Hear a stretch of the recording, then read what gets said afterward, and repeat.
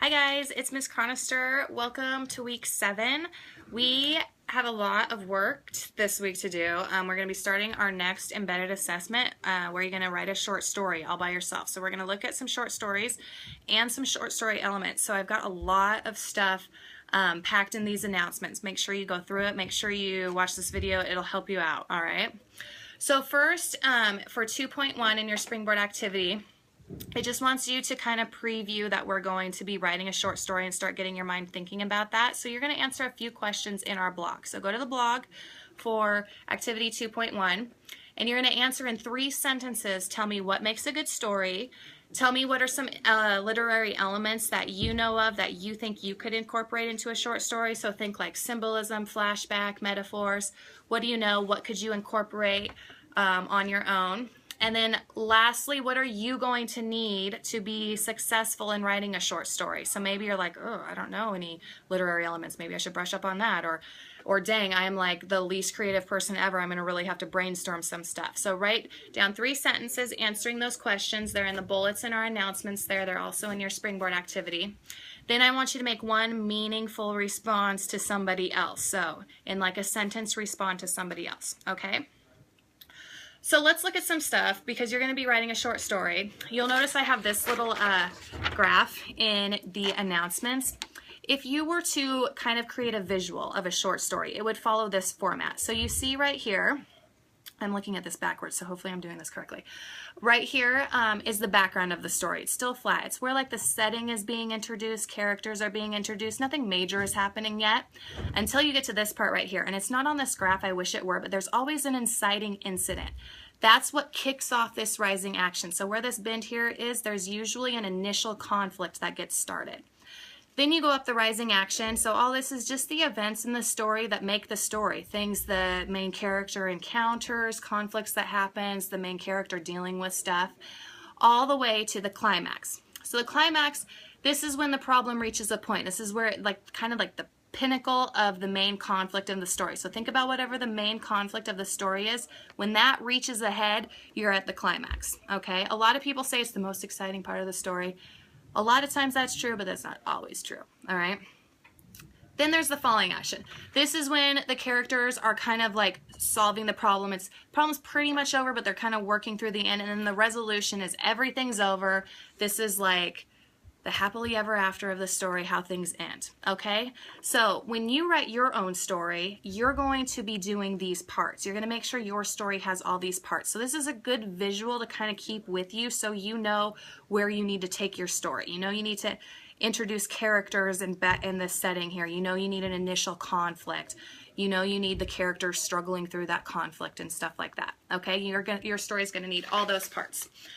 So your story is also going to have a few other things. So I've got them highlighted here in our announcements and it kind of goes over them in the Springboard activity. You're going to have major characters, a protagonist and an antagonist. That's the main character and the person who causes problems for the main character. You'll probably have other minor characters in there too. And the most important thing is you need a theme. Theme is like the reason I love literature because we can always take a lesson away from the story that we can apply to our own lives. So the theme is not like Sally needs to keep her mouth shut. The theme might be we all need to be careful what we say. Something we can all apply to our own lives. That's why books are so great. We can take away stuff and apply it to our own lives. Okay, then I highlighted some literary elements. So there are a plethora of literary elements, and you've probably heard of some of these things: symbols, flashback, foreshadowing, metaphors, similes, allusion, onomatopoeia.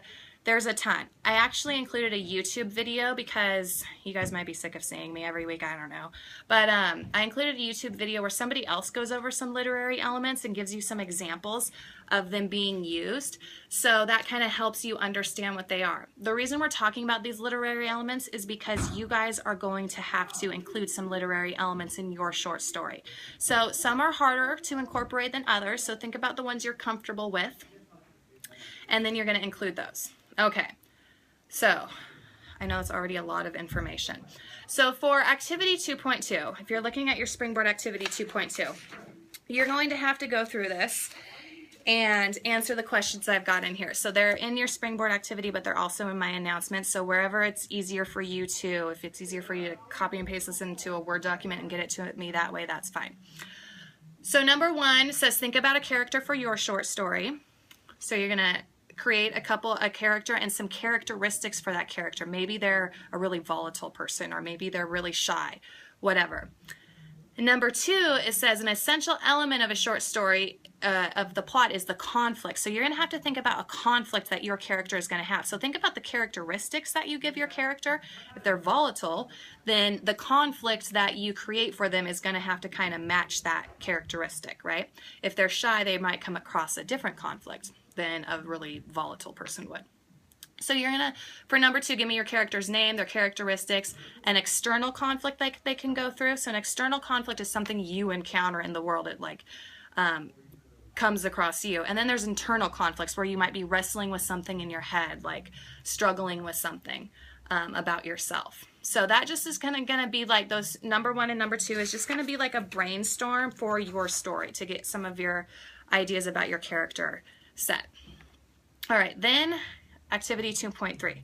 This is about point of view. Hopefully point of view is not a foreign thing to you. Hopefully you've heard of point of view before. There are 3 main types. First person point of view, where you're going to see a lot of eyes. That means the story is told from a character's point of view. So a character in the story is telling us the story. Then there's third person point of view. That's when the author is telling us the story about the characters. And there's third person limited, where we only get one character's thoughts, and there's third person omniscient, where we get many characters' thoughts. So I've got some examples for you guys. Let me read these. So in first person, if you were writing in first person, you might say something like, I opened the briefcase and couldn't believe what I saw. Jacob ran after me. I ran to the door full of panic. I had never been so scared. So see a lot of eyes, and we're getting that single person's thoughts. Okay, that's first person. The character in the moment is telling us about it. Now third person limited. Watch how this same thing changes a little bit. Susie opened the briefcase and couldn't believe what she saw. Jacob ran after her. She ran to the door full of panic. She had never been so scared. So see, now the author is telling us about her using she, he, and we get only Susie's thoughts. Now, third person omniscient, it'll change a little bit more. Susie opened the briefcase and couldn't believe what she saw. Jacob ran after her. He knew he couldn't let her escape. She ran to the door full of panic. She had never been so scared. I don't know why I wrote something so like morbid sounding, but that's just where it went. So notice though we get Susie's thoughts and Jacob's thoughts there, and the author is telling us the story. So those are the differences in point of view. You are going to, in numbers 1, 2, 3 here, in the springboard activity there are more, but I want you just to do mine. You're not gonna do everything in the springboard activity, so make sure you pay attention to the announcements. So this is 1 through 3 in your 2.3 springboard activity. You're going to tell me what point of view these sentences are. So if you look on the first page of 2.3, or if you look in my announcements, there's 3 little passages here. And you are going to tell me if they're first person, third person limited, or third person omniscient. Okay? Now, you don't have to do these excerpts, so don't worry about the excerpts. You're going to skip to the writing prompt at the end of 2.3. Okay? So this is under the writing a short story in the activity 2.3, page 93 in the springboard activities. So, you are going to return to the conflicts and the characters that you created in the 2.2 activity. So think about the character you created in the conflicts, and then you're going to write an opening for your story. So this is like right here on this, you're going to like work on the background and the inciting incident, okay? So you are starting your embedded assessment right now, okay? You're going to write 2 to 3 paragraphs. You're going to introduce a central conflict, so whatever the main conflict of the story is. Maybe it's an internal conflict, maybe it's an external conflict, doesn't matter. Make sure you keep a consistent point of view. So if you decide you're going to write your story from first person, stick with it. Don't switch to third person. So stick with your point of view.